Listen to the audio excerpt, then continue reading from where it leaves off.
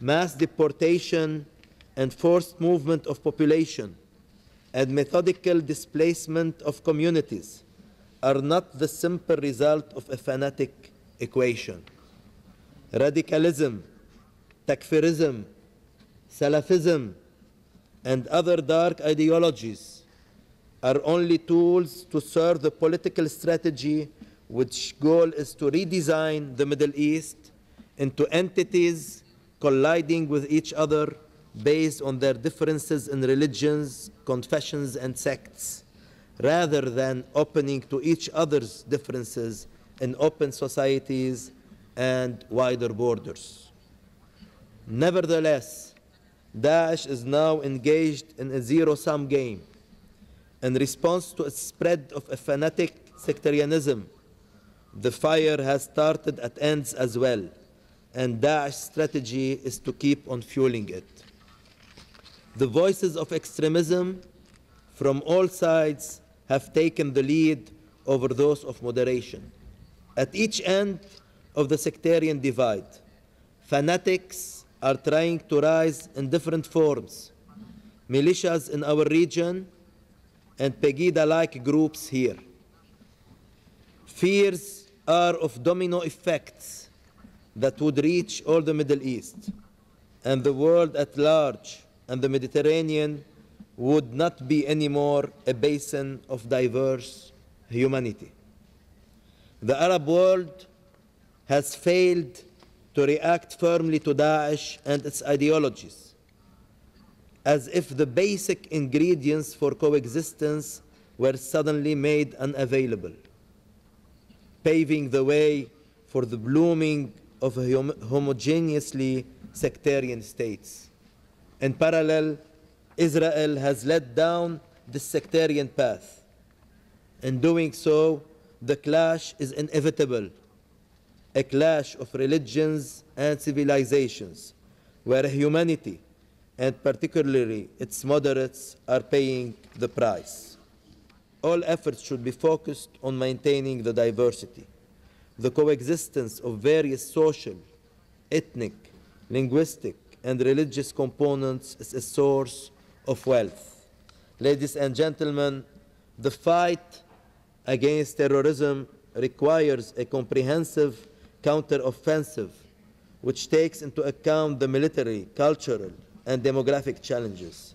It would be a mistake to keep on restricting our approach to the protection of minorities in general and of Christians in particular in the Middle East, to the humanitarian aspect of their predicament. Compassion, though commendable, is definitely not the most appropriate way for dealing with the dangers that all of us are facing.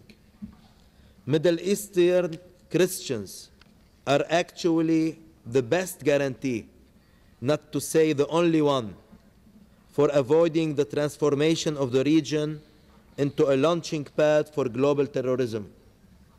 Only their effective presence, alongside with their full political role, not a symbolic one, a full political role, will preserve the Middle East from major sectarian reshuffling as orchestrated by Daesh and Israel. Would the Christian population be forced to move away gradually from the Middle East? Christianity in its essence will be threatened. If such plans are successful, the geopolitical balance of the region will fall apart. The current fragile equilibrium is quite likely to give way to chaotic scenarios that will certainly jeopardize Russian interests in the region.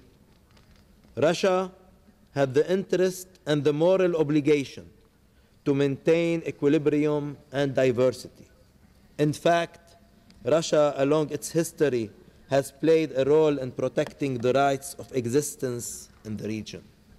Ladies and gentlemen, Middle Eastern Christians are rooted in their part of the world. This is where we come from and this is where we intend to stay. We actually know how to deal with our Muslim brothers. We have been living side by side for centuries, and we have developed together a modus operandi between our communities. Middle Eastern societies need the Christians in the region for the cross-fertilizing role they have always played, generating positive reciprocal interferences amongst all social and religious groups. Is it our fate to remain abandoned, or is it not time for the international community to act firmly in order to protect the rights of the minorities and the Christians in the Mashriq? We have heard a lot about the responsibility to protect doctrine. R2P had become the motto of international affairs during the past decade. It seems that it has faded, that it has become less fashionable. We have witnessed more recently a significant rise in unilateral interventions in foreign conflicts. We believe that the Middle East has no room for unilateral actions. The responsibility to protect falls under the control of the Security Council of the United Nations. Isn't it time for this forum to assume its responsibilities and take action in the Middle East? If time has not come yet for the light to appear, then obscurity from inside will be even darker, and the stone will split in two, causing the shaking and trembling of the whole humanity. I thank you.